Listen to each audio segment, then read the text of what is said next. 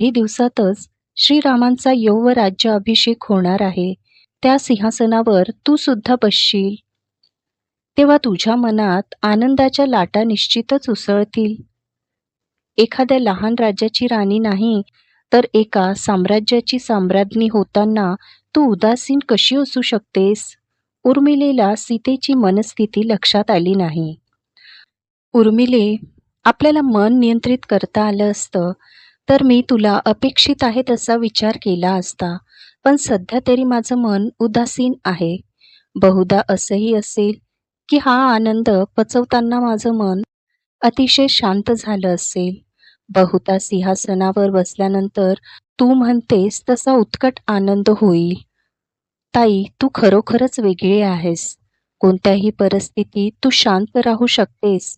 तुझा स्वभाव श्रीरामासारखाच आहे. हे मात्र अगदी खरे म्हणालीस. मलाही कधी-कधी त्यांच्या स्वभावामध्ये माझ्या स्वभावाचीच छटा दिसते. आम्ही दोघे जणू समानच आहोत. मलाही नाथांच्या स्वभावात आणि माझ्या स्वभावात विलक्षण साम्य दिसतं. आम्ही विवाहापूर्वी एकमेकांना पाहिलेही नव्हते, तरी माझ्यासाठी योग्य असणारा पतीच मला लाभला.